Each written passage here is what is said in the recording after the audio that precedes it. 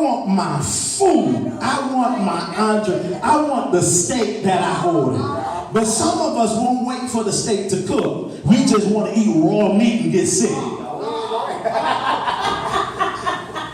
But you understand that it takes time for something good to be prepared. Huh? It's almost like, I don't know how many of you have ever taken a teaspoon of flour and ate it. I did that before. That's crazy. I don't know anybody, now some of y'all might like to take a thing of sugar and just pour it down your throat. And some people might want to take some yeast and throw it down your throat. That's you. But I like to take the sugar, the flour, the yeast, and everything else that goes into it, and then mix it together and put it on in the oven and wait. And wait for it to be ready. Because anybody that is going to eat a cake that's not done, they're going to get sick. Salmonella, y'all ain't talking. Huh? So we wait on the finished product. Look at somebody and say, you got to wait on the finished product. You got to wait on the finished product. And so our society that we live in is a fast-paced society. Everything is moving so fast nowadays. I remember, I don't know why I keep talking about food. It might be that food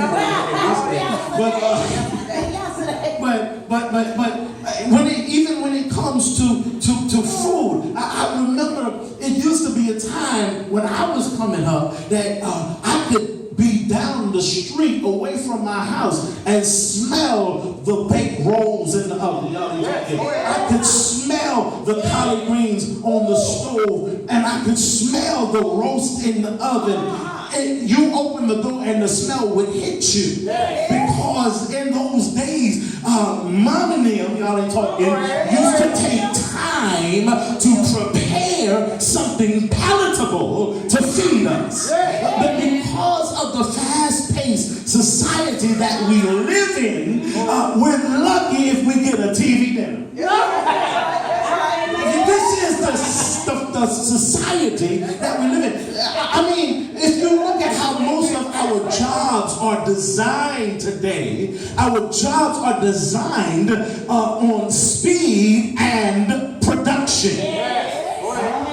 We're graded on how fast we can produce on how short of amount of time. Has everybody, and I don't know about you, if you've ever worked a job like that, but I used to work for a job called FedEx, and I had a on-road goal that I had to meet. And this on-road goal, I had to do 34 stops per hour.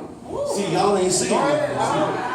I had to do 34 stops per hour, and if you did not meet that on-road goal, then you got first an OLCC, which meant you basically had a counseling session, and then you had another OLCC, which was another counseling session, and then you had another OLCC, which was another counseling session, and this was in the period of a month. And if you turned around and got 3 OLCCs, then you got a letter.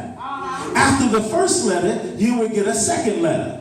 After the second letter, you get a third letter, and you're out the door. Y'all ain't saying nothing.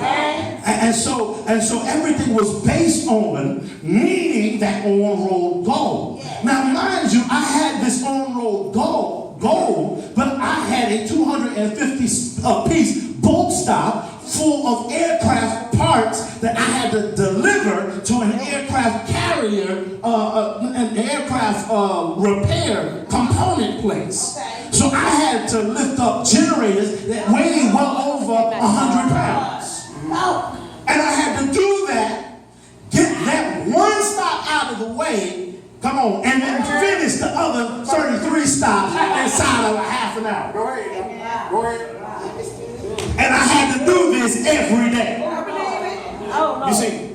And so it was based on speed. I didn't have time. That's why y'all need to understand when your little FedEx courier come, you can't talk to him all day because he's on a schedule. Come on, somebody. He ain't trying to be mean, but he's on a schedule. If you ever notice, a FedEx courier and a UPS courier, they might talk to you, but they talking to you. Oh, see you later. I'm not doing that. You got a few minutes to get a few words. Hi, bye, thank you, and that's it. That's it. Come on, somebody. And so that's the way it was when I worked that job. It was based on hustle and bustle. And I don't know, but they even came up, watch this, they even came up with special lines in amusement parks where if you pay just a little bit more, come on somebody, you pay just a little bit more, you can get a ticket that will give you a fast pace to the front of the line, and you won't have to wait on the line to get on the ride. But I remember back in the day that part of the fun was waiting on the ride. See, we are trying to live our lives so fast to where we're not even enjoying life.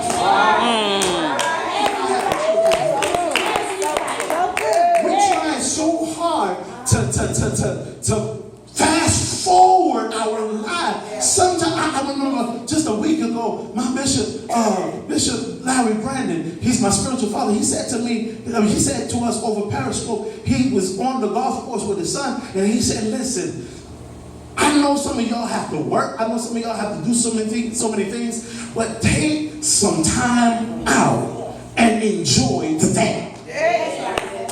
That's right. Amen. So true. Stop fussing for a minute. Go ahead. Talk about it, Pastor. Yeah. Stop worrying for a minute. Yeah. And enjoy the day. Amen. That's right. Say so. I know you put some petitions before the Lord and you're waiting on God to do some things. Yes. But stop worrying about it. Get your mind off of it for a minute and just breathe. Yes. Okay.